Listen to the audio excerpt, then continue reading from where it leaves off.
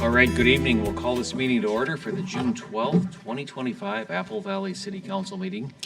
Welcome everyone. As we get into the agenda, for any audience members who would like to speak or have signed up to speak when your name is called, please come forward to the podium to address the council. And with that, the first item on our agenda is the Pledge of Allegiance, and I would ask everyone to rise and join us in the pledge. I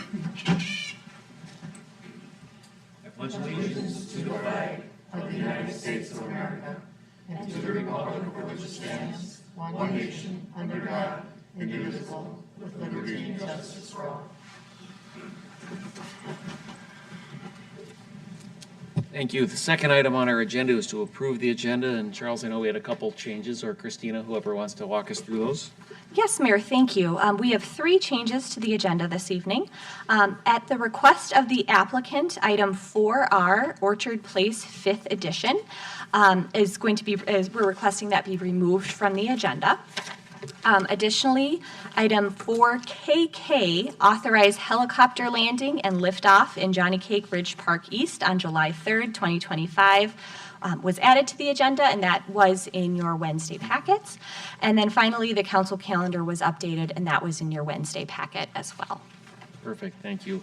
So just to recap those changes, we are removing 4R, we have added 4KK, and then we have an updated calendar. So do I have a motion to approve the agenda with those changes? So moved. Second. Motion from Councilmember Grendel and a second from Councilmember Bergman. All those in favor indicate by saying aye. Aye. Opposed? All right, agenda carries. The next item is our audience participation portion of the meeting. This is for items not on the agenda. I did not grab the sign-up sheet. We don't have anybody sign up? Mary did not see anyone on the sign-up. Thank you. If anyone would like to come speak for this portion of the meeting, please come forward. All right, seeing none, we will close the audience participation section and we'll move on to our consent agenda. These items are considered routine and will be enacted with a single motion unless a council member or a citizen requests to pull an item. Council members, any items you would like to pull to discuss separately? All right, citizens, any items to pull? All right, seeing none, do we have a motion for the consent agenda? So moved. Second. Motion from Councilmember Melander, a second from Councilmember Grendel. All those in favor indicate by saying aye. Aye. Opposed? Consent items all pass. We'll move on to our regular agenda, starting with 5A, and I would ask our Chief Francis to come forward and present some awards. Ooh, it's a big stack of hardware. Yes. Good evening, Mr. Mayor, members of the council. I'm happy to stand in front of you and present some awards to some community members tonight. Want to give you just a little bit of history on our process in the past, as we have a pretty robust department award system for awards and activities that our employees do. Part of that includes recognizing members of the public when they do noteworthy things like you'll hear about tonight. As we've had it in the past, we have done them combined as part of our department meeting. So we take applications throughout the year, and then our awards committee looks at them and then determines which awards get issued, and then we honor those folks, or we have honored those folks in the past during our department meeting, along with when our officers receive their awards. And some of our employees and some of the folks on the award committee said it may be more fitting to award these folks at a public setting in front of the council, where they could come, they could bring family members, If there's other folks at home that aren't able to make it, they can watch the live stream. It can be replayed.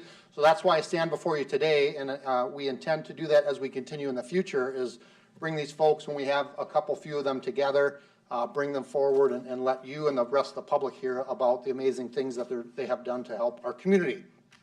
So I have a number of them tonight, and some of them, the farthest one dates back actually to 2024, because our process we have a deadline of when it goes by calendar year, and then there's a deadline when they get submitted, and we do those awards, we issue those in the spring every year. So we're catching up, and then as we get to the future here, we'll have them kind of more real time as they get awarded. So what I will do is I will ask, as I award these, I'll ask the individual to come up here and join me. I will read this, give them their award, and they're welcome to stand up here because I'd like to get all the awardees in front of you. And just a note to any family members that are here, as we're reading these, as they're standing up here, if anyone wants to come around and take a picture, but we'll try to get a group picture at the end as well with everybody. And I believe all four should be here. And I would start with Logan Widgren.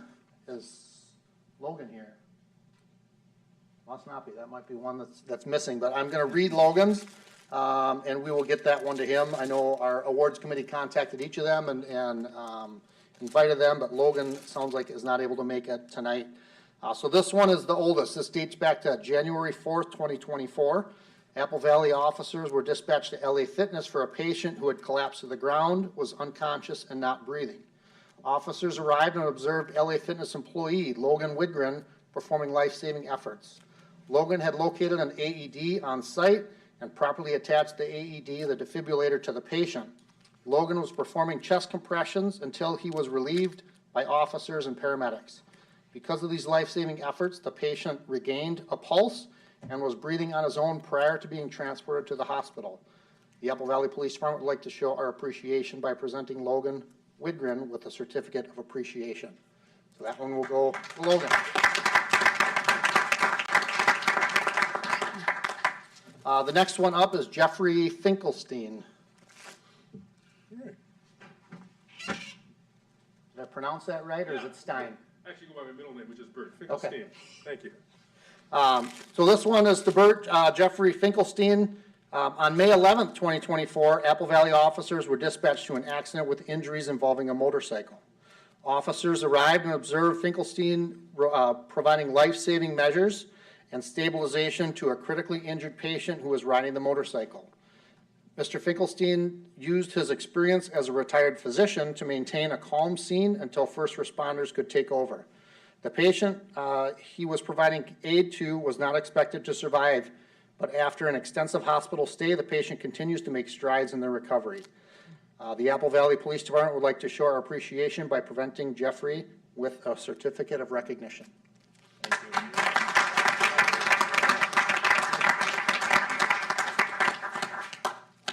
Next up, I'll welcome Stephen Hillbeck.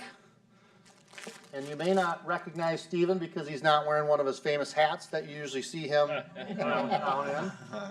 But Thank you. great to have you come on up here. Stephen has a great story that he always shares with us about how his connection with law enforcement and a relative who helped him out in a time of need. And it's really great to be able to honor you and recognize you for your actions. On June 30th, 2024, Stephen Hillbeck was driving home when he recognized smoke coming from the roof line of a residence in his neighborhood. He pounded on the door, alerted the homeowners, and assisted them with evacuating the residence. The two homeowners and their pets were safely evacuated and were not aware of the fire prior to Stephen pounding on their door and notifying them.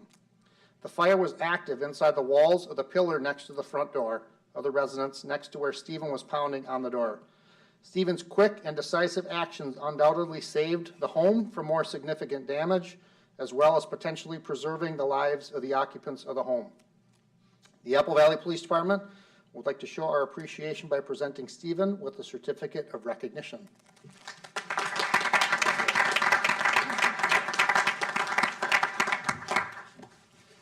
And next, I'd invite Dr. Gary Allen up here.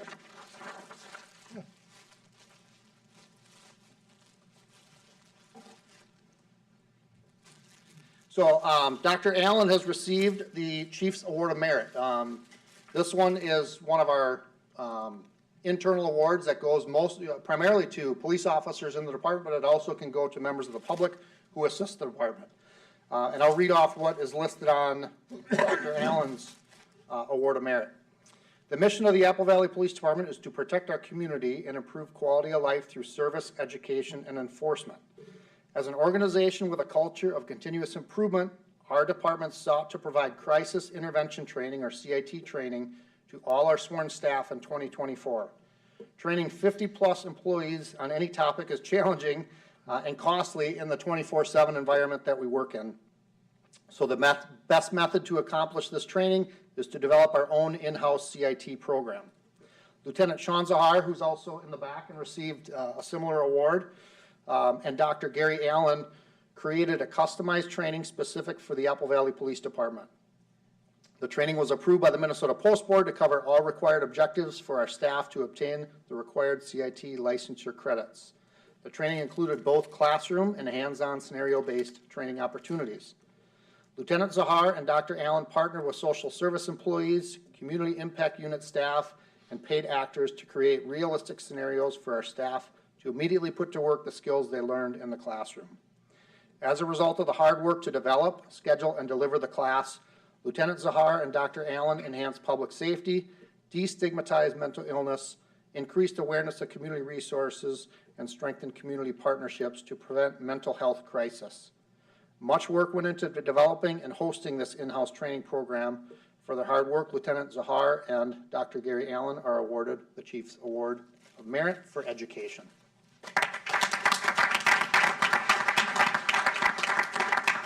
You want to get here? You take a picture? Come on in here. Yeah.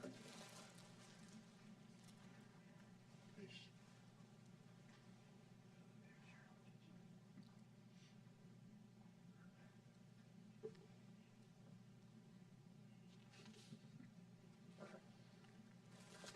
Got it? Thank you very much. Thank you. Yeah. Thank you. Thanks. Mr. Mayor, members of the council, thank you very much for the opportunity to present here. Yeah. Excellent.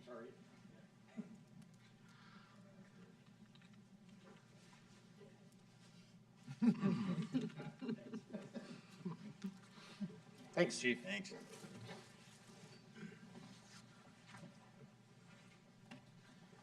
All right, we'll move on, and thank you all. We'll move on to 5B, which is to accept the Apple Valley Freedom Day celebration and community festival schedule of events. And Eric and Pat, Pat, you want to come on up? Eric, did you want to come up as well?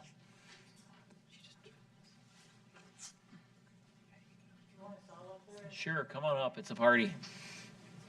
It's a party. Party. Pat, I don't know how we couldn't have you up here, honestly. Mr. Mayor, members of the council and the community, 4th of July is right around the corner, and so Pat's here to give everyone an update on what's being planned for this year's festivities. So I'm going to turn it over to Pat. Okay.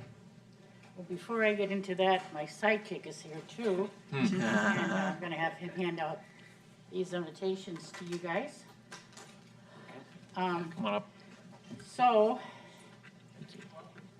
good evening, Mr. Mayor. Thank you much. City Council, city administrators. Our 4th of July celebration is 59 years old this year. And trust me, I never thought I'd still be here in front of you doing this. So I was just telling Ruth that I feel like I'm 25, but my body is telling me differently. So anyway, so get on. Pat is going to talk to you about the car show. So do you want to give us some information? Yep. Car show is ready to go. It's going to be the 27th, Friday. That kicks off Apple Valley Freedom Days. We're set to sign cars in at 4 in the afternoon, and we're done at 9. So. Yeah, and we'd like to thank the Apple Valley American Legion for allowing us to have the car show on their grounds and to support us with that. So we appreciate them. They do so much for the community, and we really do appreciate them. The other thing that I'd like to mention is that they're also going to have a half chicken meal, and new this year is a 3rd rack of fire roasted ribs, and then the regular picnic food, brats and hot dogs. So they're going to do that on the 4th, and everything will be ready, they say, about 11 o'clock. Is that what?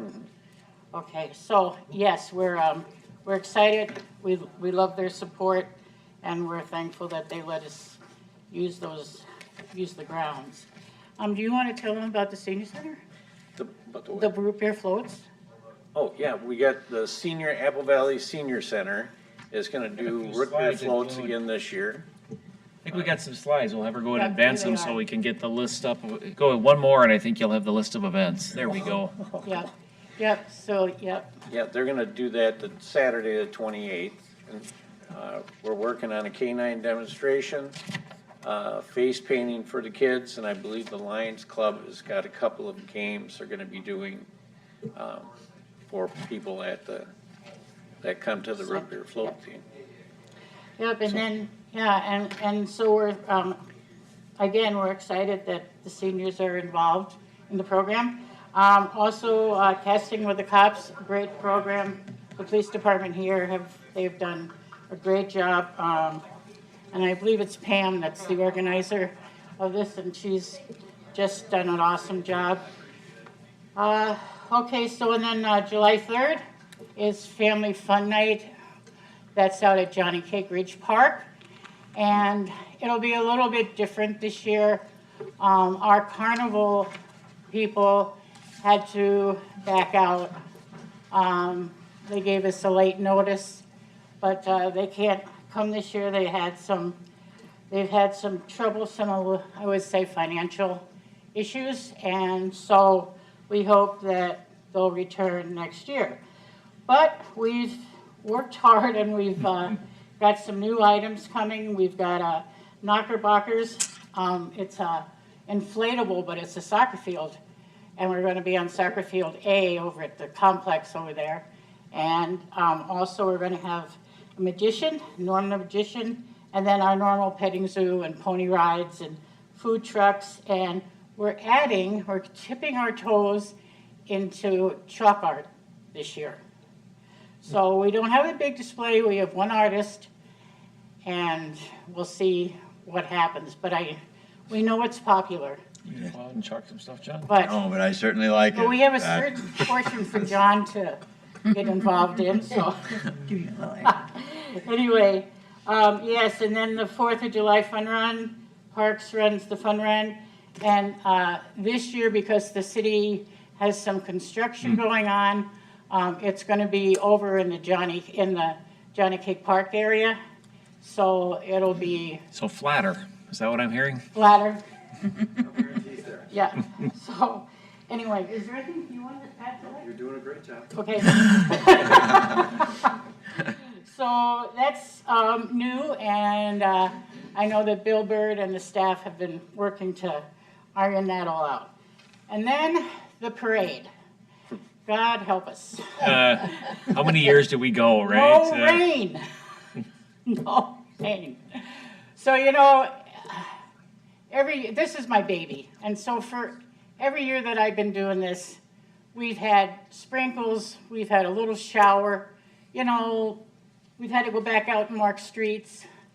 But on July 3rd, I didn't get any sleep because all I kept seeing was this green screen of rain. And so I got this, when I got up at 5:30, it hadn't changed.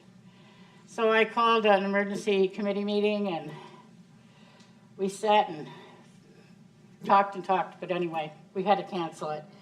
And it was probably for the best, because I know it poured rain down here. At 1:10, we had lightning and rain, so you made the right call. So, yeah.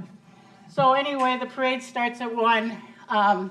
It'll go from 153rd and Pennock. It'll go north down Pennock and take a left turn on 145th Street and end up at the Apple Valley High School.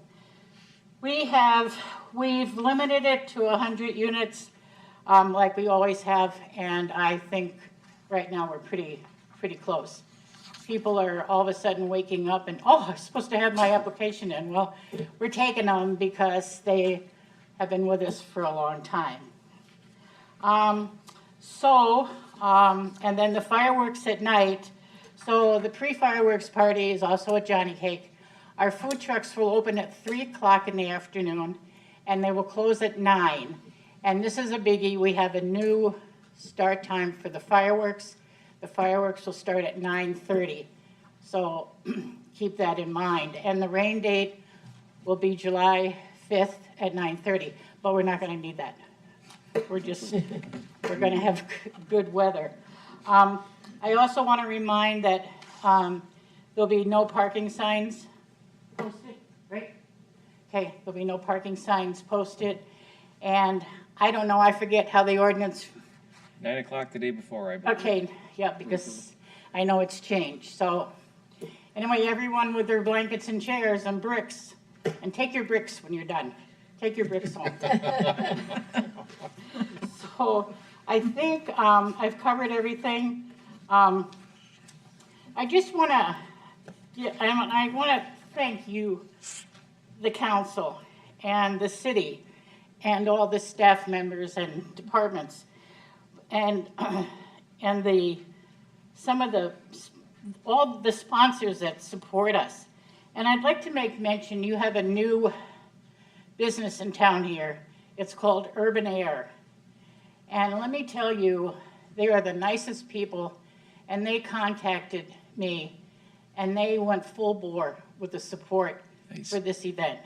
And God bless them. I mean, they're a great addition, and they've done. They took me by surprise, so I'm happy about that. So, and I want to mention Dick's. I can't go without Dick's service. I don't know what we do without them either. They're awesome. And we are going to honor our Grand Marshal this year. Will be Grandpa Dick, the originator Nice. of Dick's Service Center. And I'm going to date myself, but I can remember when he had that little gas station over on Garden View in 42. And I worked at the arena, and I would walk in there and I'd see half the hockey team, because he had half the hockey team working there.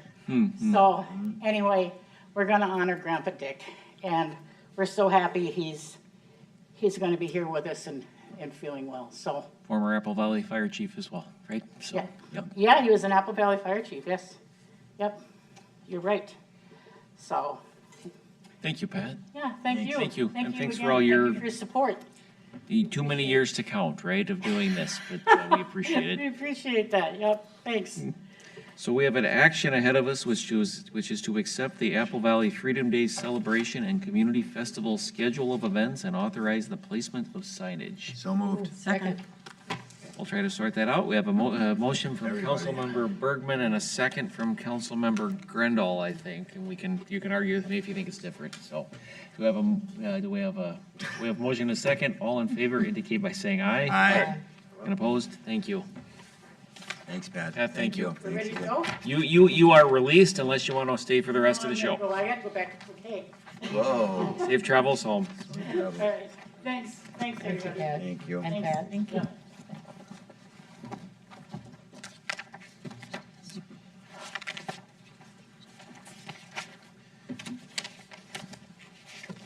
This packet's too full. It's taking me too long to get back to the right thing on the agenda here. All right, so we are on to 5C, which is Spice Village LLC. This is a public hearing and a resolution approving an on-sale wine and malt liquor license. And Christina, go ahead. Yes, Mayor and City Council, excuse me.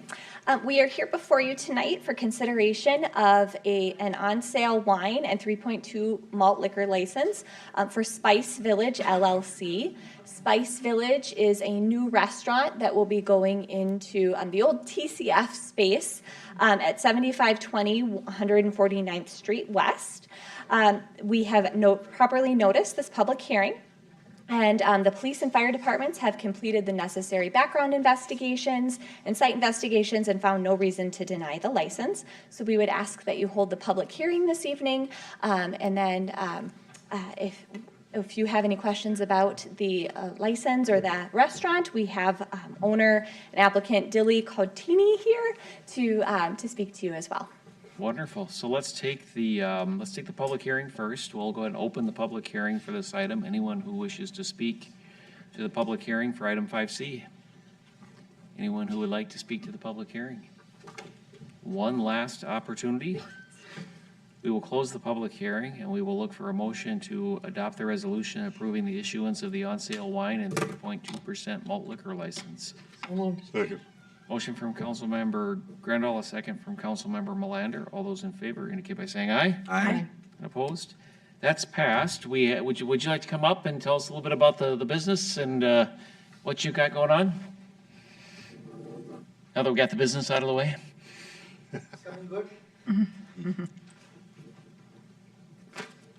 Good evening, council members. My name is Dilly Cotini. So I'm a software developer, and we are like a bunch of friends. We came together and we got an idea to start an Indian restaurant and grocery store in Apple Valley area. So there is one Indian restaurant, and we want to serve the community with authentic taste. So we came up with this idea, and this Indian restaurant, it's like Asian Indian restaurant.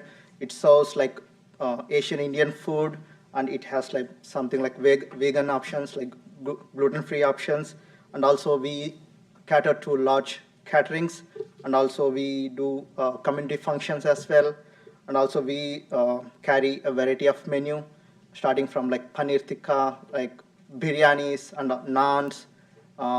So we cater like Indian population and as well as like American population with mild, like Indian is like very spicy, so we want to cater like different people with different options. And we also have the grocery section, which has like Asian Indian groceries, and also we has a butcher shop, and we also have a tortilla maker where we prepare fresh tortillas. So these are all the things we have in our grocery store, and we want to serve the community and make the business successful. So we are like 5 partners coming together and start the business, and it's a family-owned business, and women are the owners, and we are supporting them. So my wife and my friend's wife, they started this business, and we are supporting them. So today we are here to request for the liquor license, so we would like to continue supporting and do good in our business. Yep. Perfect. Thank you. I said we took care of You guys the have any license. I just wanted to give you a chance to come and tell us about what you had going on. I think that's we got the easy stuff was the liquor license, right? Yeah, I just yeah. wanted you to know that. Yep. As you get ready to open, if you haven't already, I just encourage you to reach out to the Chamber of Commerce locally, and they will help coordinate a ribbon cutting, right? So that we can Sure. everybody We'll can reach get out to there you. and Yep. get you a little publicity and get you covered in the newsletter and try to just pull a few people in who might not otherwise. Yeah, sure. you're there yet. Yeah, sure. And also we are in contact with city people. Alex, Yep. he helped us with all the like permits and everything from the city. So we got a lot of support from city. Perfect. So we'd like to, most probably we are looking like first week of July as the opening date. So for sure we'll come and stop by to invite all you guys. Yep. Well, we wish you much success, and thanks for choosing Apple Valley. Sure. Yeah. Thanks. Great. Welcome. Thank you. All right, we'll move on to 5D, which is our General Obligation Bond Series 2025A. And Ron, come on forward. Evening, Mr. Mayor, members of the council. As the mayor mentioned, this evening the action is to set a date for the 2025 bond issue.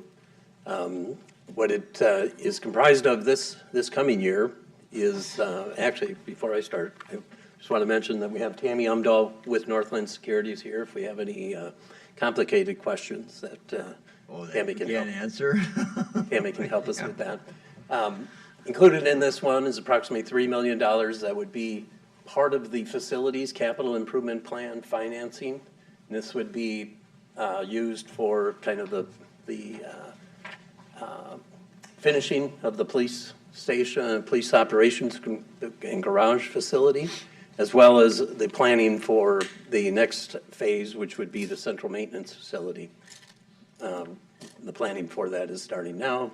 In addition to that, $29.4 million for park bonds. That was, again, authorized in the referendum back in 2023. The issuance calendar this evening, of course, is the action would be to set the date of the sale. And then June 30th, the week of the 30th of June, or the week of July 7th would be the rating calls with Moody's and Standard & Poor's. The 16th would be when we would anticipate getting the rating reports for action on July 24th, which would be City Council action awarding the sale on that date. And then the proceeds would be available approximately a month later in August of 2025. I mentioned the park referendum bonds. This includes the investments in Kelly Park, the redevelopment of Redwood Park, the replacement of the community pool, Splash Valley improvements that we saw this afternoon, community center improvements, senior center improvements, Hayes Youth Baseball and Softball Complex, the parks and trails throughout the community, and the Hayes Arena was included in the referendum, but that project is completed and fully paid for by now. So these funds would be, as part of the bond issue, would be used for all of these projects as the expenditures are made. Again, the referendum authorized $73.25 million, which included $6.5 million just for the Redwood Pool alternate. In the 2024, we did issue $16.3 million of that $73 million. This issue will be $29.4 million of that $73 million, and the remainder would be issued over the next 2, possibly 3 years as the projects progress. The facilities capital improvement bonds, the total authority, we had 2 facilities capital improvement plans. There was one issue back in 2023 of the 2021 through 2025 facilities capital improvement plan. We issued just under $14 million under that authority. We then came back in 2020 with a 2023 to 2028 CIP capital facilities capital improvement plan authority for an additional $41 million. So a total of bonding authority of $54.9 million under the facilities capital improvement plan. And those are restricted on what the amounts can be used for. So of the the most recent facilities capital improvement plan, $41 million, approximately $9.9 million was identified to come out of go towards the police operations garage facility. We had some improvements at Johnny Cake East.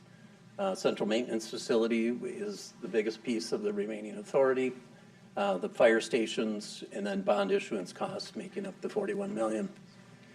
The 2025 proceeds would be used to finish the remaining portion of the police operations garage facility and then begin the redesign and portions of the central maintenance facility, which would come out of the next phase in the project. Again, we issued $10.1 million issued in 2024 under the 2023 to 27 CIP authority.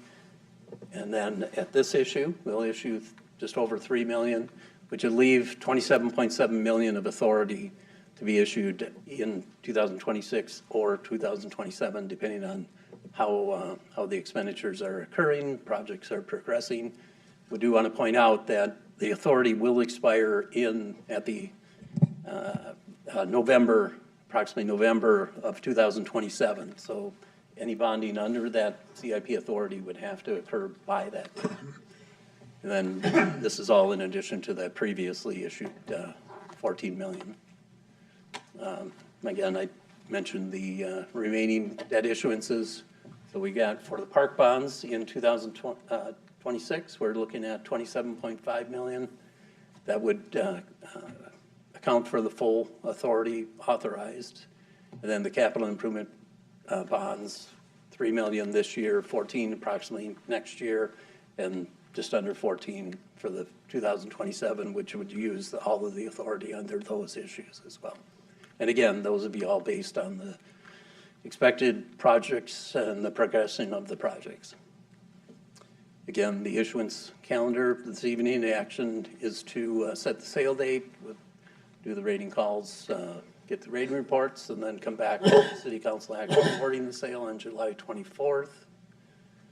So the action this evening is seeking a resolution providing for the competitive negotiated sale of 32.45 million general obligation bonds, Series 2025A, and then a second motion approving municipal advisory service agreement with Northland Securities.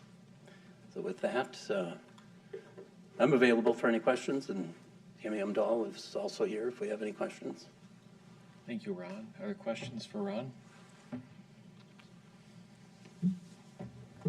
If there are not, we would look for a motion to adopt the resolution providing for the competitive negotiated sale of the 32,450,000 of general obligation bonds.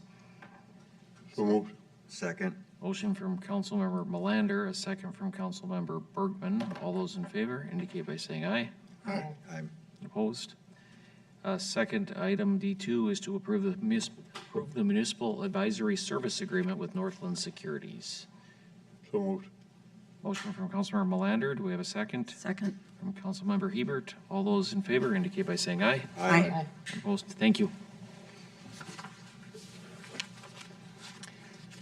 Sydney, you ready for the next one? We're at 5E, which is the cannabis microbusiness text amendments. And we know this has been through Planning Commission already, and many of us have probably watched that hearing. So Sydney, you want to bring us up to speed? Thank you, Mayor and council members. Tonight, I will be presenting to you the request for text amendments related to cannabis microbusinesses. Specifically, you are asked to consider the following. 1, an ordinance to amend Plan Development Number 409 to allow for cannabis microbusinesses. And 2, an ordinance amendment to Section 155.320, which are, generally speaking, are zoning regulations related to cannabis businesses, to allow cannabis microbusinesses within planned developments.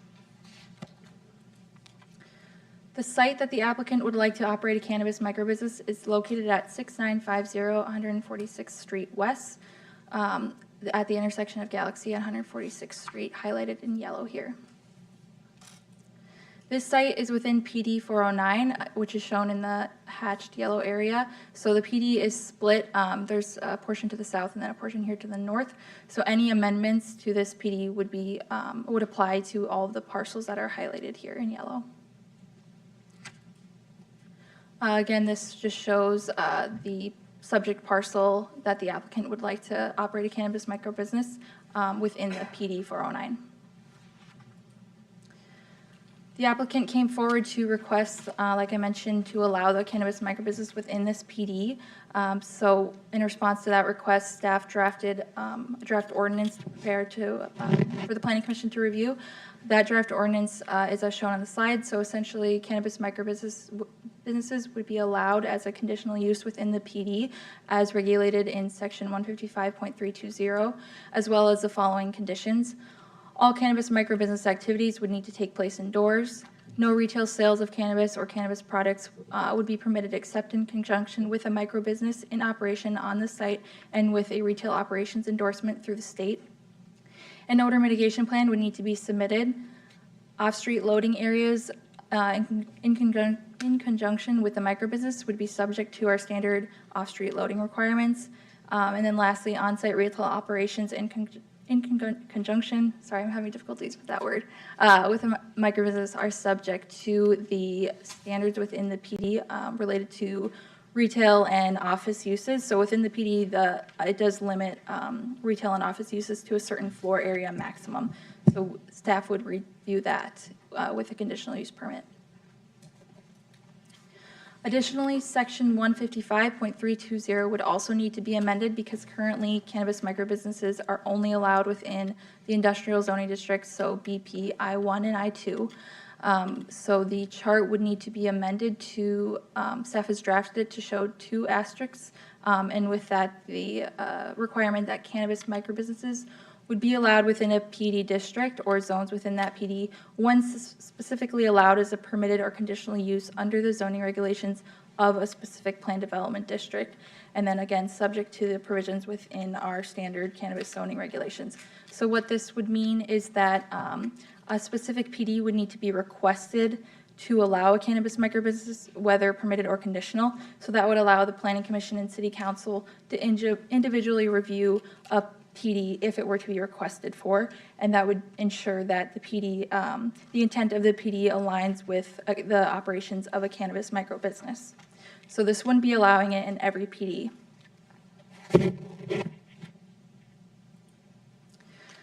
Staff suggested that the Planning Commission consider the following as listed on the slide in the review, and a brief overview of those considerations are: the purpose of the PD is to provide for a mix of limited industrial, general business, retail business, and limited business uses. So does a cannabis microbusiness align with the intended purpose of PD 409? The PD currently allows the following uses that are similar to the operations of a microbusiness, which are light fabrication, manufacturing and assembly, research or testing, and then retail sales and services as subject to the floor area maximum within that PD. And then lastly, do the drafted conditions mitigate any potential adverse impacts of the use within that PD?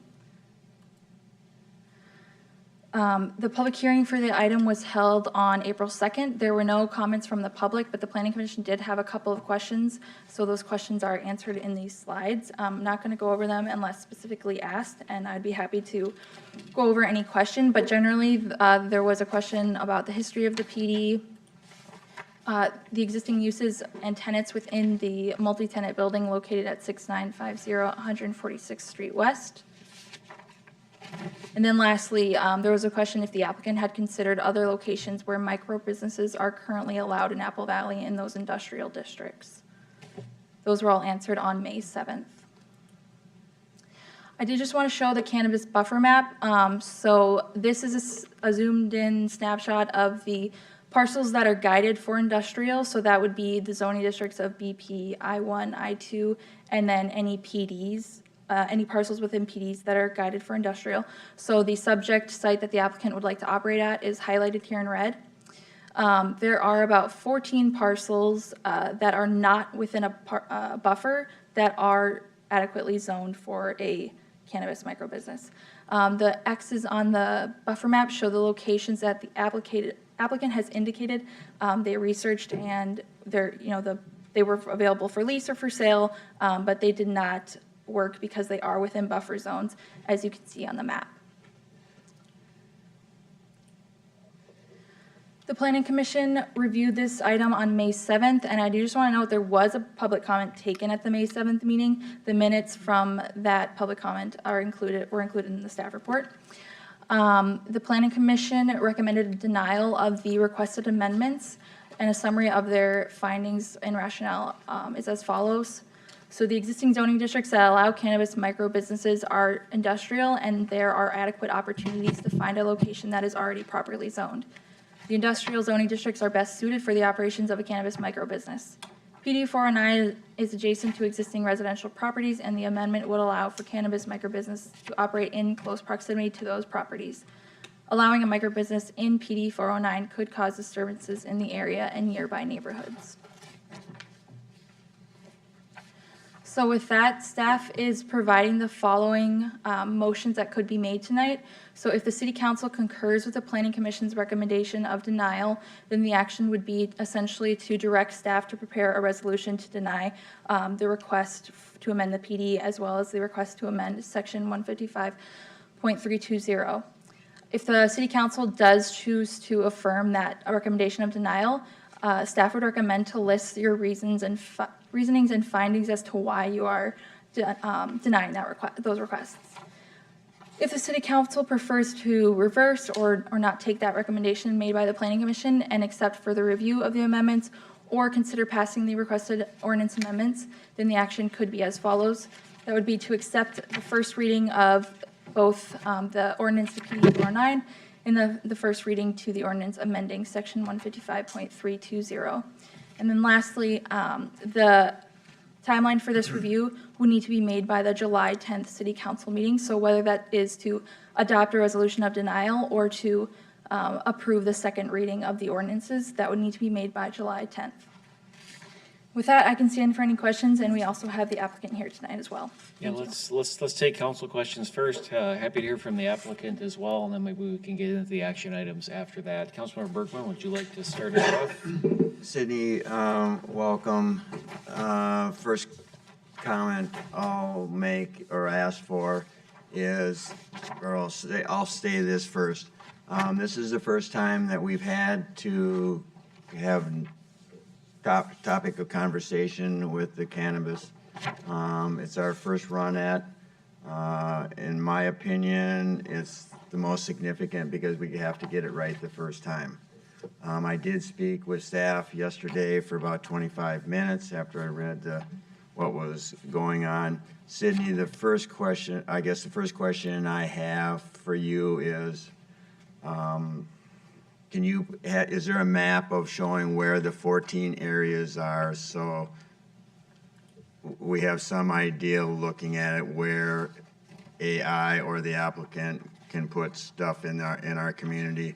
And then I'll make a comment in regards to what I said to staff on the current property that's being looked at.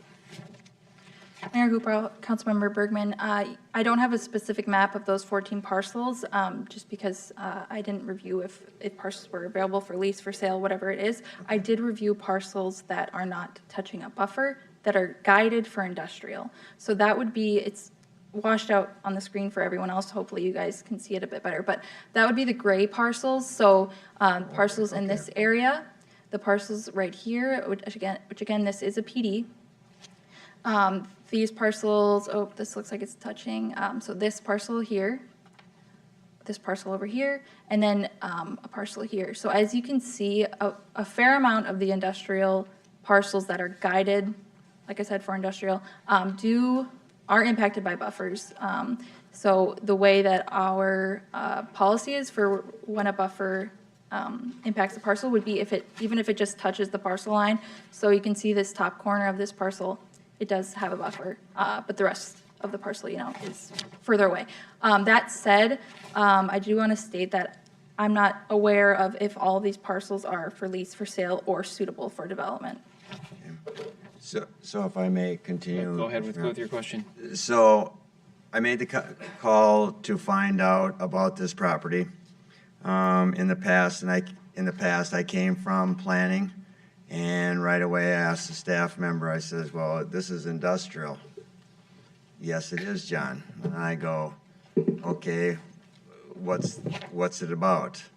And I looked at some notes that we have here, and I think, Sydney, you talked about it, was this code was adopted in 1988, and I don't know when this building was built. I had done business or gone to businesses in this area, and I questioned, why this couldn't be. So it's not allowed, and one of the factors where I find interesting, because you got to consider everybody else in this building besides if it's me wanting to put a business in here, is I got to be cognizant of my neighbors. And growing this product in there, and the smell and everything, and the type of systems for HVAC and heating and all that, that's not my responsibility, but it is my responsibility, or our responsibility, when it comes to if I decide to do this in this building and all of a sudden there's all the smell and everything else, then the city, we're all going to get a rap on it, and we got to make sure it stays within that premise.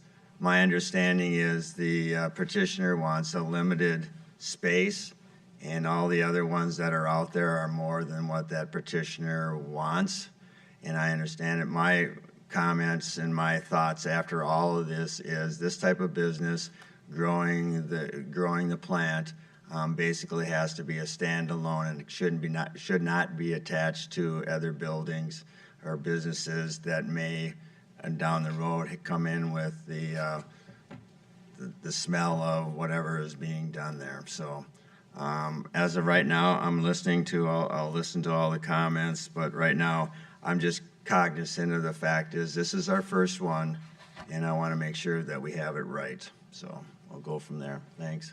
Other questions for Sydney?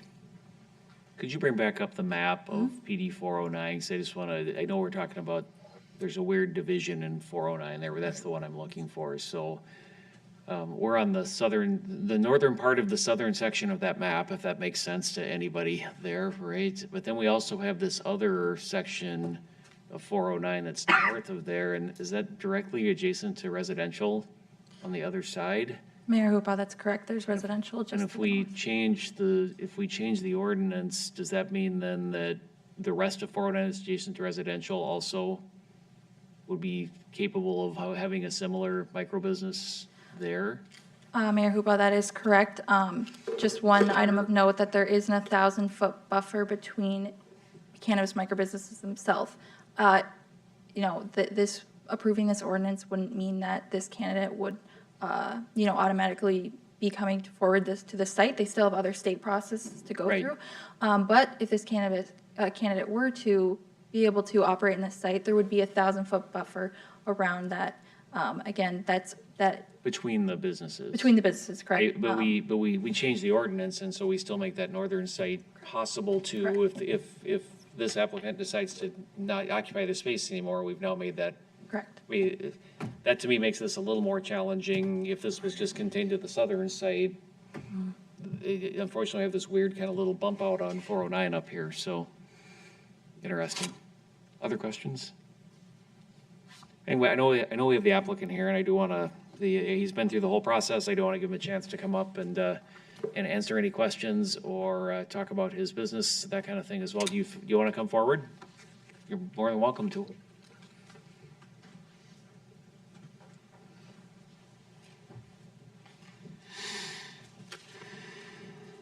If you don't mind just stating your name for the record and make it easy on our clerk, that would be appreciated.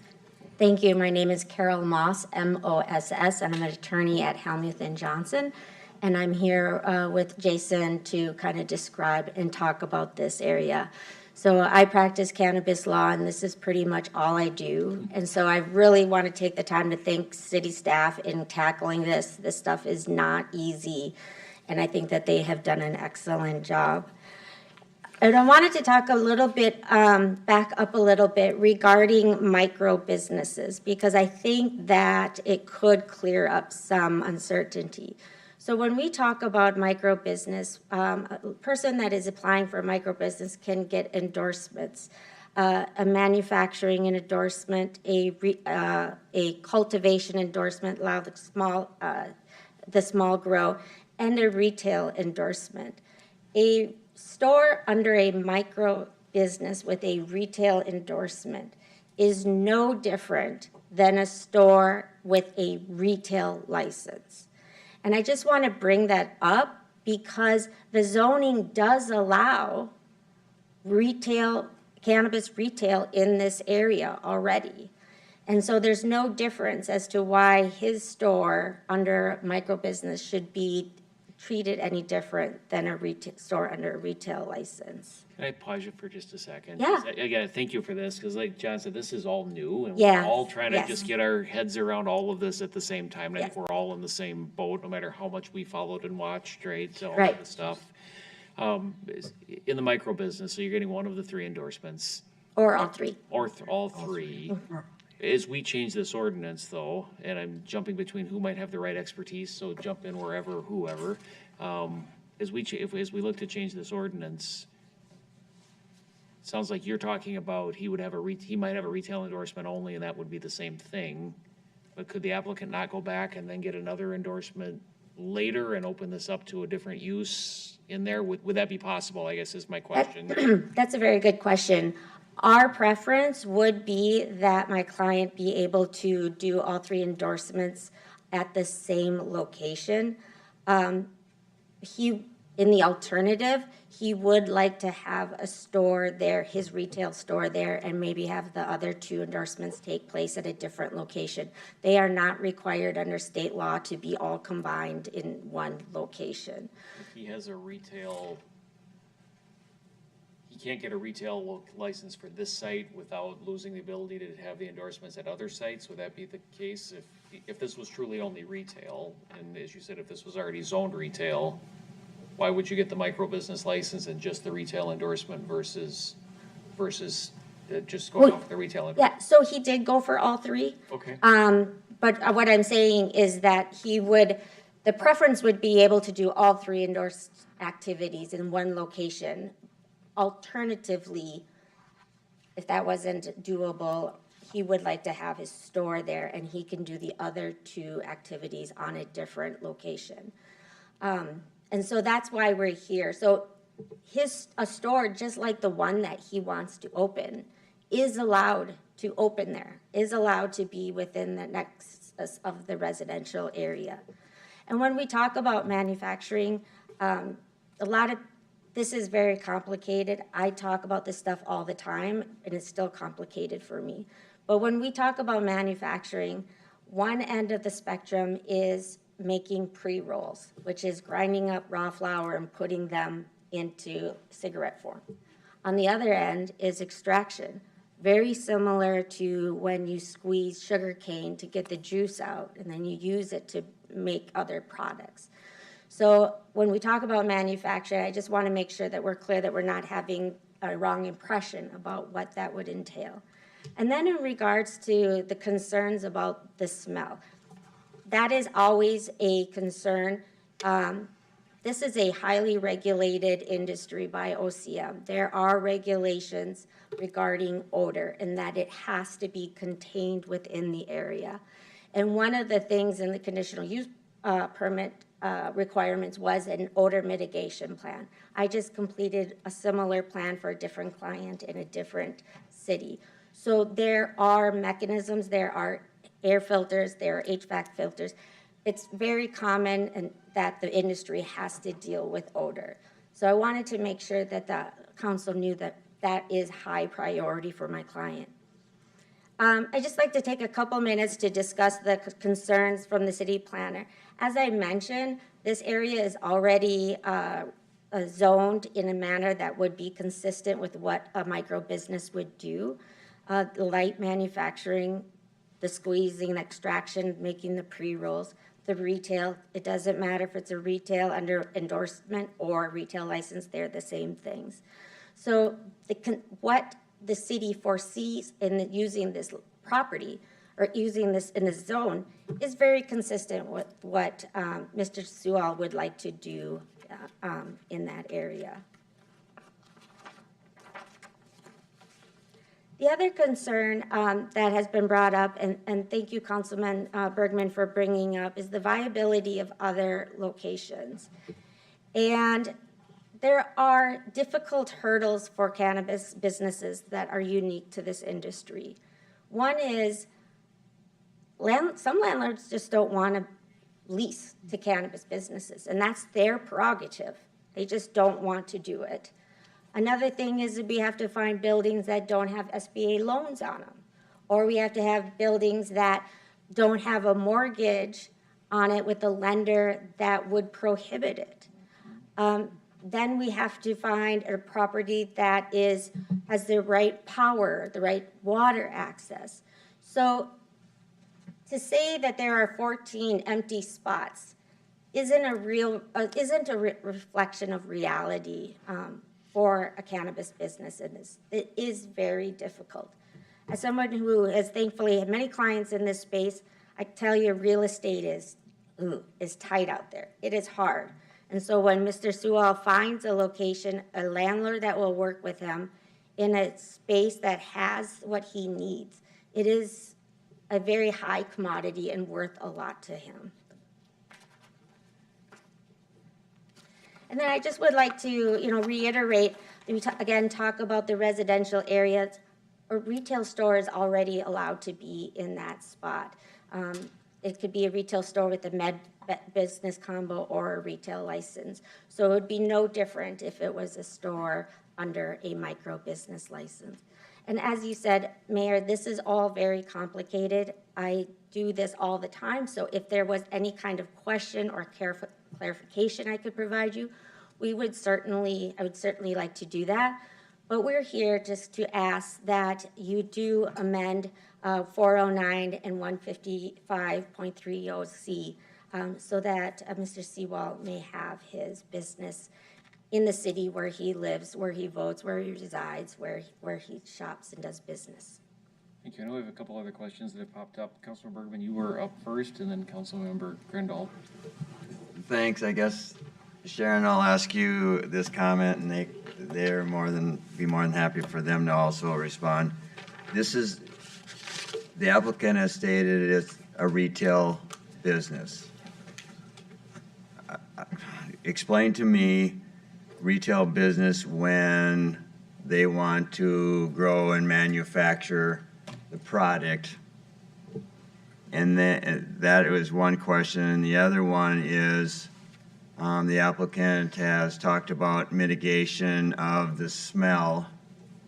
And how do we, if this was to go forward, how would one make sure that wherever the applicant picks a spot, and let's say it's this spot, that the mitigation is probably not our business, but their business to make sure it doesn't go into the space next door or whatever. So those are,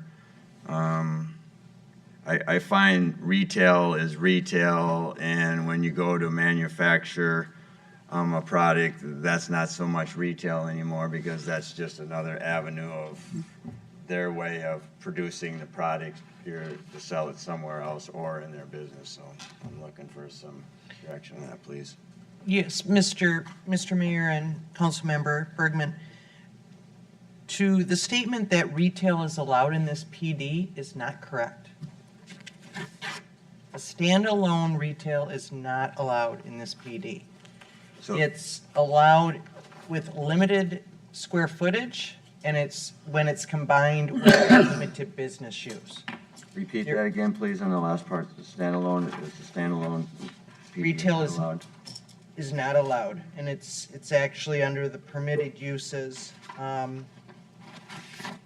A16-2, and it says retail sales and service that are permitted following to the subject, let me start over, subject to the following restrictions. And it is only when it is in connection with a limited business use. And it also has limited square footage that the retail operation can be. And that is consistent with standard industrial zones that we have, or properties. It's very limited retail that's in conjunction with what is being manufactured, fabricated, produced at that site. A good example would be Abdallah's. They are a manufacturer of candies, and they have a very limited retail space to sell their products. So it's standalone is not permitted. Mitigation, that is a state regulation, that's part of licensing. City would not enforce that. Enforce that, that's something separate. Right. Councilmember Grindal. Thank you, Mr. Mayor. You said that landlords find it difficult sometimes to lease to this type of a business. How many people have turned you down? Where else did you look in the city that's properly zoned already? Within the city, I have not been turned down. Within surrounding municipalities, I have been turned down. So you've never been turned down by a landlord in Apple Valley in areas that are already properly zoned? If I may. There's nothing available to speak to a landlord to even, yeah, there's nothing available. I guess I'm not understanding how I could approach a landowner when the building isn't available for sale or for lease. Why would I approach them and ask them? I know your attorney just said that sometimes it's difficult was with very landlords when you gave the obstacles, and the first one was landlords, so I just asked who's turned you down. Oh, sure. No, it is very difficult Okay. for the reasons that she mentioned, for their own choice, if they want to choose to be involved with the cannabis touching business or not, if they can be involved with the cannabis touching business or not, and if their lenders, insurance companies, and the small business loans are able to they're not able to even support cannabis touching business.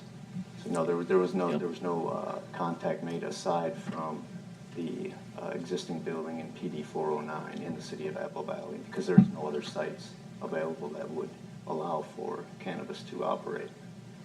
So there's only been one contact made. If you already have contact made, how do you know other ones that aren't available or wouldn't accept you? How do you know that? Because I've done that throughout the southern metro area. All right. In the city of Apple Valley, there's not a building for lease that's available. There was a map that was up there at 3 locations along 146th Street that were and are available for lease. She's gonna try to get back to that map for you real quick, if it helps. However, those 3 buildings that are available that are identified there with the red X's, they are within a buffer zone. Right. So Those are the ones that are available. You don't even know those, that you have landlords that are agreeable, they're zoned correctly. Oh, they may want me there, Right. but there's no reason for me to even contact them correct. because this map here tells me, no, I can't do that. Yes, it is So I a buffer wouldn't, zone. I have to abide by what the map says rather than contacting the building owner. Yes, thank you. And if I may address Ms. Hill's comment, looking at the table for 155.320, it does allow retail. And it would be, Mr. Sewell would use it in a limited use manner because he, as a micro business, he will be able to manufacture and cultivate. Now, that might be at a different location, and he would definitely be using that property at it with the square footage requirements. But it wouldn't be any different than anything else. I hear and understand everything you're saying about the challenges to the buildings. I've spent 30 years working in regulated financial institutions. I've helped 2 organizations now rewrite their cannabis policies, trying to be more friendly, and you keep running at every wall possible, right? If you do SBA loans on the property, you still have this fuzzy, right? You're still a federally insured organization.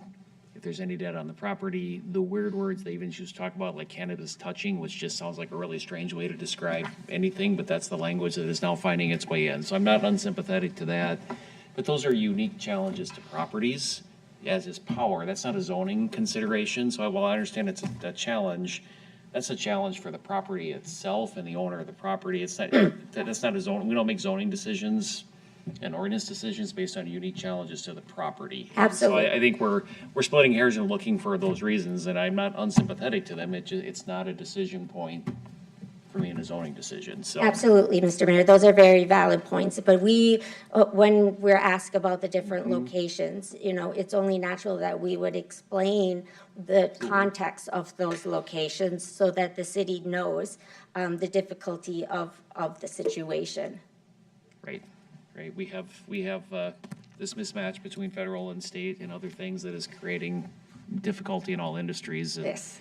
I will tell you, I personally know folks who work in these businesses who have not been able to finance homes because that's their source of income. So if that tells you how bad the mismatch is, it's real, and Yep. I don't doubt those at all. So we have, council members, any other questions while we have the applicant up? Councilmember Hebert. I'm just kind of curious. Again, this is business where it has neighbors and is in the building. Have you had conversations with them? I know that the Planning Commission had a person who had talked to a lot of the businesses and had said some didn't mind, some were for it, and some were very strongly against it. But they weren't willing to share their names and come forward and things like that. So, I'm just wondering if you've had conversations and what were their comments to you? I have not personally reached out. I was informed by the city that they sent letters to all the building owners, and I'd kind of taken the step that the building owners would receive the feedback from the tenants there, and if there were any tenants that kind of had any disagreements, at that point I was going to step forward and introduce myself and kind of let them know what the business is all about and hear what their concerns were, but nobody came forward. Okay, and you haven't just kind of reached out and said, hey, I'm thinking about this? I have not proactively done that yet, no. Okay. Thanks. Thank you. If there's no other questions, I think we'll bring staff back up and talk about the motions or the actions in front of us. Thank you very much. Thank you. do have one, it's just sharing one other question. Typically, as we see land use change applications come through, we see the property owner come through with them. Is there a reason this came through from the prospective tenant? Is that typical, normal? It doesn't matter for this action, I'm more just curious why we don't have the landowner involved in this one? The landowner did Or sign. do they sign the off? application. Okay, that was all my only question, so thank you. Thank you. Cindy, you want to come back up? And so we have, one sec, John, let me finish this thought because I'm going to lose it otherwise. We have really two directions we can go, right? We have a planning commission recommendation of denial. We can affirm that, talk about the reasons, right? Make that recommendation. Or we can choose to reverse that recommendation, do the first reading of the ordinance. We are on a clock here, and I think what's the date that we would need to take action by? Mayor Hoopa, the city council meeting would be by the July 10th city council meeting. Okay, so, gotcha, thank you. Go ahead, John, I cut you off. No, you didn't cut me off, I cut you off. But Sharon, you just said the person that owns that whole property has signed off on this? That parcel, yes. That parcel is signed off and had no problem with what the applicant was doing in that building, correct? I don't have information whether he had a problem, but he signed off on an. Signed off on it, he doesn't have a problem. In the reason I asked that question, I assume that was the case, but right, if we don't have the landowner, I assume everybody done their homework, but just wanted to make sure, yeah. That makes it even more difficult. I'm sorry, go ahead. Yeah. So Councilman Grundle, go ahead. Mr. Mayor, I'm ready to make a motion, along with the planning commission's recommendation of denial for number one, to affirm the planning commission's recommendation of denial made at the May 7th, 2025 planning commission meeting, and direct staff to prepare a resolution in denial for the request to amend Article 16, Land Development Number 409 of the City Code to allow cannabis microbusiness. They're two different Yeah. motions, though? Those are There's an two- and. Can I do both or just the first one? Mayor and council, those are two separate motions because there were two different requests for. Let's take them ordinance amendments. separately, just for clarity later if we need it. And I believe we need to list some reasons for denial if we're gonna do this, and it might just be, unless you have them, do we have the slide with the planning commission recommendations for denial, just so people have that information? And I would just like to reiterate that we have the summary of them. Number one, the existing zoning districts that allow cannabis microbusinesses are industrial districts, and there are adequate opportunities to find a location that's properly zoned. Number two, the industrial zoning districts are best suited for the operations of a cannabis microbusiness. Number three, PD 409 is adequate to existing residential, adjacent to existing residential properties, and the amendment would allow for a cannabis microbusiness to operate in close proximity to those residential properties, and allowing cannabis microbusiness in PD 409 would cause disturbances in the area and nearby neighborhoods. Perfect, so we have your motion and the reasons. Do we have a second to that motion? Second. All right, let's call that question. Any further discussion as long as the motion is second? Yeah, the discussion I will have on this is, first of all, I came from the planning commission. There's another member of this council that's sat on the planning commission. And I always have felt that due diligence is done by that committee.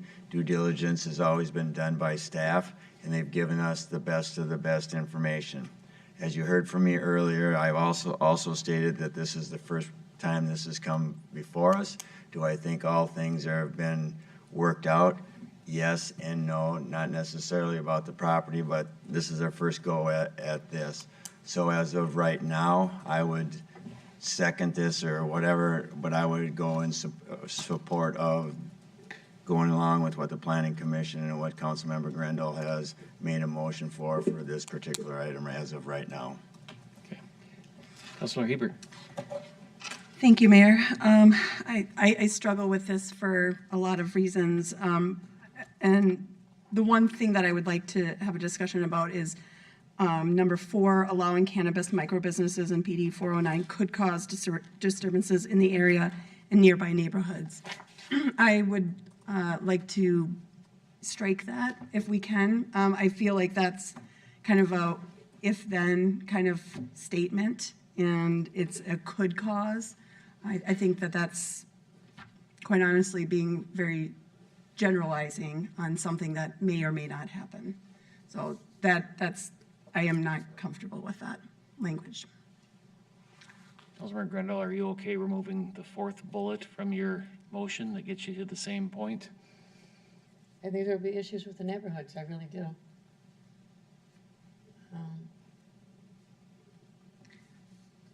We can vote on it as well.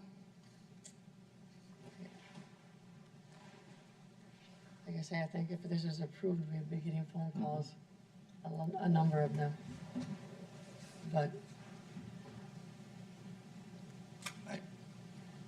My only comment, both on this comment and just in general, is I could get behind this if we didn't have that small slice of 409 that was immediately abutting the residential. I think this feels very different if you had it kind of contained in that area.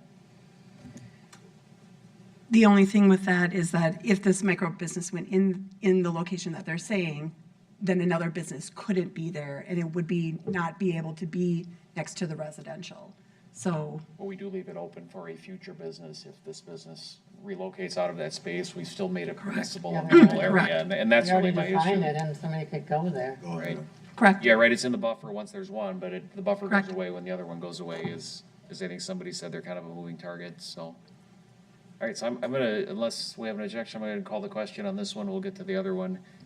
Just as a reminder, we have a motion from Councilmember Grendel, a second from Councilmember Melander. We do have all four of those reasons still in the motion, correct? Yeah. Well, it's your motion, so I don't wanna, so if you wanna leave them, we'll leave them in there, that's fine, we can take action on it. I agree that it affects another area up there that's closer to residential, so I think they go hand in hand. I'm good with it, I just wanna make sure that, we're all clear on what the motion and the reasons are. So motion from Councilmember Grendel, a second from Councilmember Melander. All those in favor indicate by saying aye. Aye. And opposed? Aye. Thank you.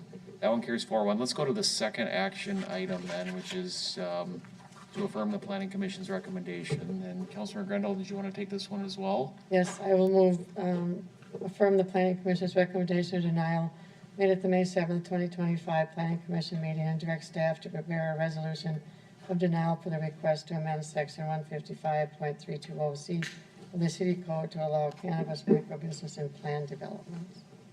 And the same 4 reasons as before? Yes. If we need the reasons for denial, can we pop those back on the screen just to make it easy I just want clarity in these when we get all said and done. So those reasons are, as stated on the screen, the existing zoning districts that allow cannabis microbusinesses are industrial and there are adequate opportunities. The industrial zoning districts are best suited for the operation of a microbusiness. PD 409 is adjacent, see, I can't speak either, to existing residential properties. And the amendment would allow for cannabis microbusiness to operate in close proximity to those. And the fourth of allowing cannabis microbusinesses in PD 409 could cause disturbances in the area and nearby neighborhoods. So those are the 4 reasons of denial included with your motion? Okay. Yes. Similar comment? Yeah, the number 3, I think, is addressing the adjacent residential properties and leaving that in. It's number 4 that I'm struggling with. Practically, we get to the same point, Yeah, but I right. understand the conversation. So we'll go ahead, we have a motion from Councilmember Grendel. I did not ask for a second, I should probably do that. Do we have a second from Councilmember Melander? All those in favor indicate by saying aye. Aye. Aye. And opposed? Nay. All right, so those both carry on a 4-1 vote. I'm just gonna ask city attorney, since we have a denial and those are fairly rare, have we covered what we need to cover? Yes, for this? excuse me, Mr. Chair. Staff will prepare a resolution for your review and can always make additions, deletions at that time as well. Perfect.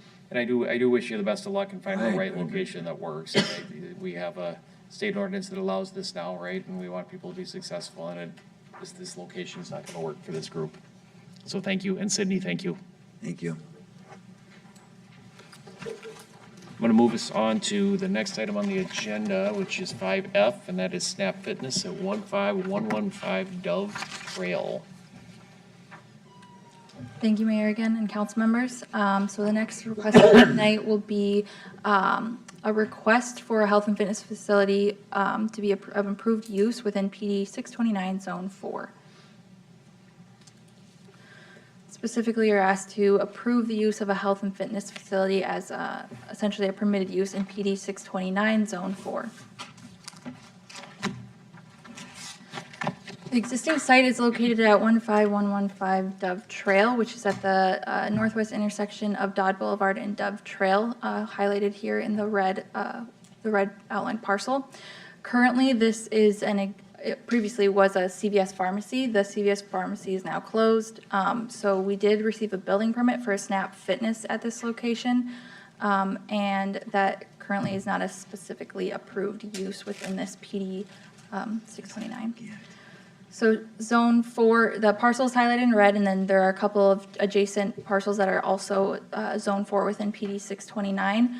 And again, within this PD, there are commercial related parcels to the west, and then, to the east, and then to the west would be residential parcels within PD 629. Permitted uses within Zone 4, so that commercial use, generally speaking, are grocery stores and convenience stores, neighborhood restaurants, offices, daycare centers, banks and financial institutions, retail operations as specifically listed within the PD. So that includes things like barbershops, beauty parlors, photo stores, some other, may I say, relatively outdated type of retail stores. But other uses can be specifically reviewed and approved by the city council. And then lastly, drive-throughs would be allowed with conditions. So in the consideration of this request would be to look at the purpose of the PD, which is to provide for an integrated mix of low and moderate density residential uses, as well as neighborhood convenience retail. So like I said, there are some existing single family as well as attached and detached townhomes. And then to the east side of the PD would be the existing convenience retail, which currently is a bank, a Quick Trip, and then this vacant CVS pharmacy. PD 629 Zone 4 would include those commercial uses, and then lastly is a health and fitness facility similar in type, purpose, intensity, and service as those previously listed uses. So the City Council does have the discretion to review uses that are not explicitly approved or denied in any permitted use list within the City Code. And then additionally, we had that provision that retail operations can be further reviewed by City Council for the PD specifically. So with the building permit, Snap Fitness plans were provided by the applicant. So it would include demoing the existing CVS pharmacy interior and for a variety of exercise spaces, office, shower, locker room, sauna, and any associated health and fitness related operations within the building. On the exterior, so this is just a close-up of the aerial, but at this time, it appears that there are no plans to change the exterior of the building, besides most likely just signage. So the CVS building would still kind of have that same characteristic. There's no demoing of the building itself, and no planned changes that I'm aware of to the exterior.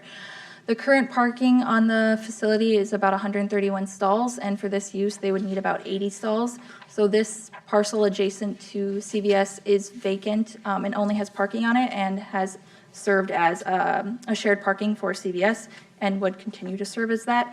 If a future use were to ever be put on this parcel to the west, the stalls on the CVS site / the proposed Snap Fitness would still provide the adequate amount that would be needed for the Snap Fitness.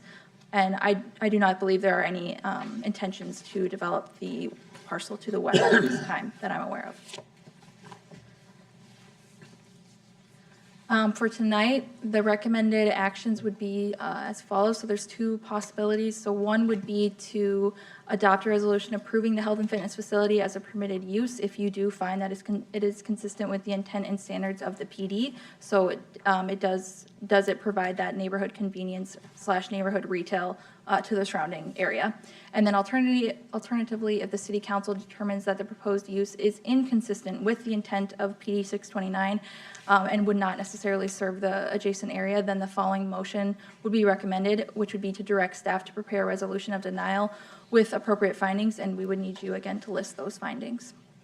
I can stand for any questions, and we also have the planned operators of the Snap Fitness here tonight. Great, thank you. Council members, questions for Sydney? I only have one. There was some discussion of hours in here and some limited hours. Is that addressed in this motion? Does that need to come back at another time? Thanks, Mayor. So the applicant has prepared to apply for the CUP to extend the hours. So currently within this PD, hours for the commercial and retail operations are limited from 1 a.m. to 6 a.m. And within that PD, a person or a commercial business could apply for a conditional use permit to operate hours that are prohibited. So in this instance, they would like to operate a 24-hour service, which is consistent with most Snap Fitness, how they operate. So they would come forward in the future with that CUP approval, but at this time, they're just requesting that you review the use. And that's nothing we can take care of in one, we need that to come back. They would come back. Okay.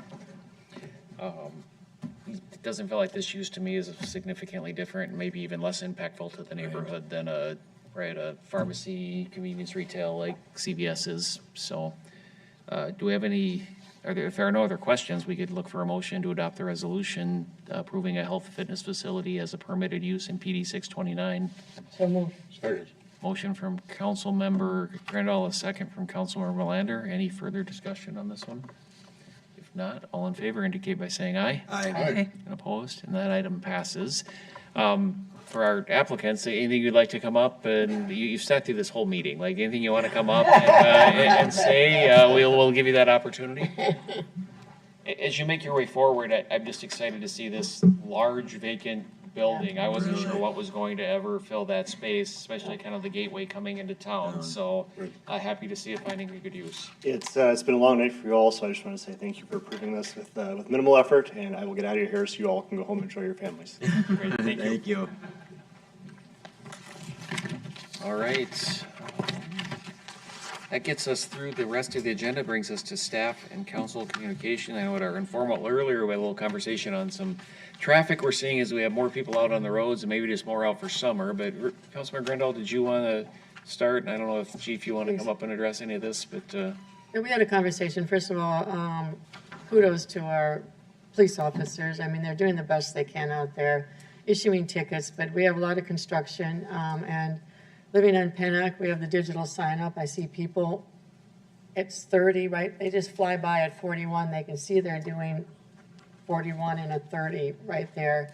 We have a park right there. There's children all day long on both sides of the sidewalk. My neighbor was T-boned up on 140th and Pennock. A story I hear is somebody just ran a red light. So anyway, we just need people to start adhering to safety and to our speed zones in the city, and maybe leave your homes a little bit earlier to get places, because the whole metro area is under construction. But like I say, always kudos to our police department. They cannot be everywhere for everybody who's speeding, so we need people who will take responsibility for their own actions, because once you hit somebody, T-bone them, if you killed them, I mean, this individual has 8 fractures and 3 ribs. Probably going to take 6 months. So how do you feel if you're the person who hit him and ran the red light? So just, I don't know, You're right. be safe. Everything is under construction, is absolutely right. Councilman Bergman.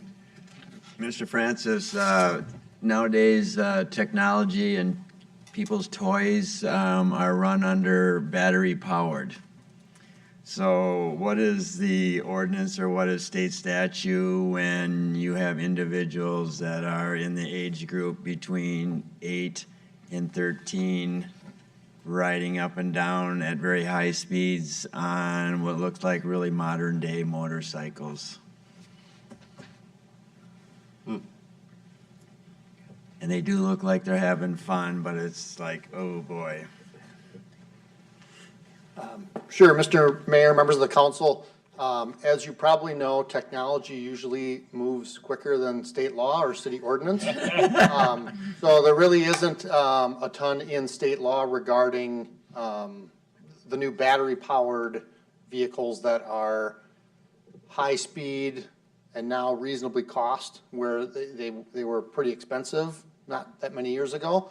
So we don't have anything in the city ordinance that sets a speed limit for bicycles, or a weight limit, or a power limit of the battery power going into that machine. We rely on state law, which also does not really specify a lot of, what has not caught up with what the new vehicles exist of. I do know that there's a task force working on the bike and pedestrian plan for the city, a master plan. And part of that is to evaluate city ordinance on potential regulation for those bicycles.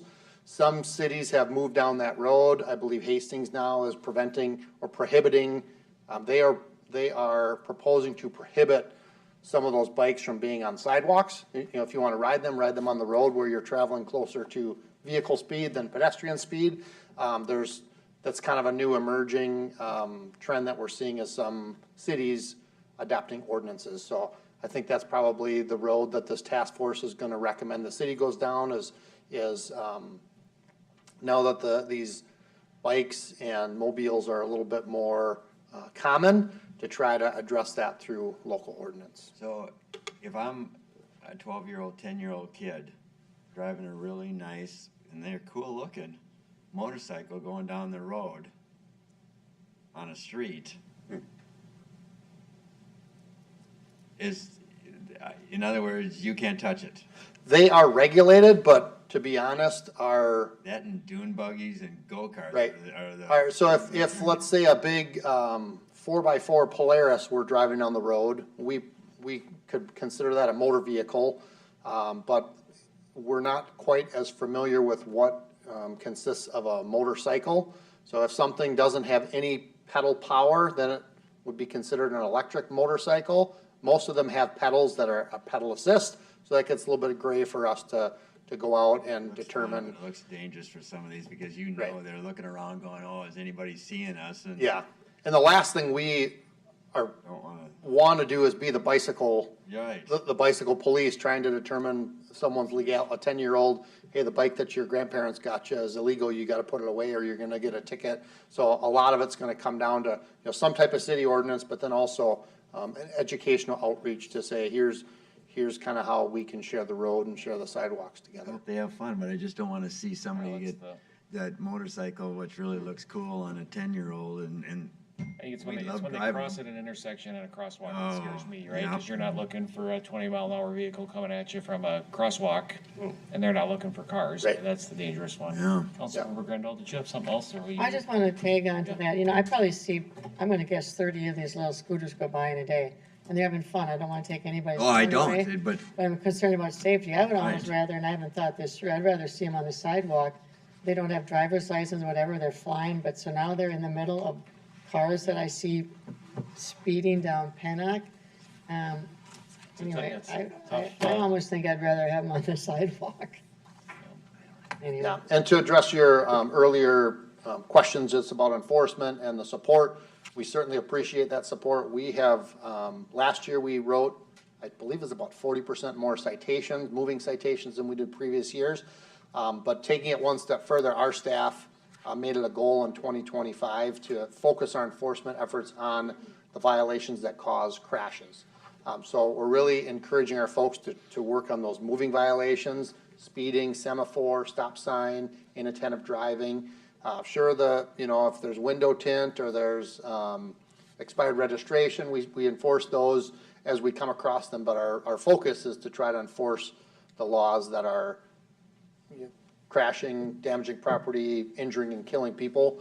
And so that's something, kudos to our staff that they came up with an idea of what they want to enforce this summer, and we'll deliver that message back that there is support to go out there. And everyone says as fast as you could write these tickets, you could station someone there and write them as fast as you can. Exactly. And I live here and I see it just as much too. Well, thank you. Thank you, Chief. Pass that along to everybody, please. Yes. And before you go, different topic, still related to police department, on our consent agenda tonight, we took a license action directly as a result of a really good investigation you all did, and just thanks for jumping on that one, for being responsive when the call came in and that kind of thing. So we appreciate those efforts as well. Yep, great, thank you. Thank you. Any other council member items? Staff, any staff items for us this evening? There are none. There are none. We'll take that. Next is our calendar of upcoming events. Our next informal city council meeting is Thursday, July 12th, or July 10th, excuse me, at 2025 at 5:30 PM. And our next regular, it's just a date, it shouldn't be that hard. Our next regular city council meeting is Thursday, July 10th, 2025 at 7 PM. And a reminder that our city offices are closed on Thursday, June 19th in observance of the Juneteenth holiday, and on Friday, July 4th in observance of Independence Day. Do we have a motion to approve the calendar? So moved. Second. Motion from Councilmember Grendel, a second from Councilmember Bergman. All those in favor indicate by saying aye. Aye. Do we have a motion to adjourn? So moved. Second. Motion from Councilmember Grendel, second from Councilmember Hebert. All those in favor indicate by saying aye. Aye. And we're adjourned. Thank you. Thank you, Sydney.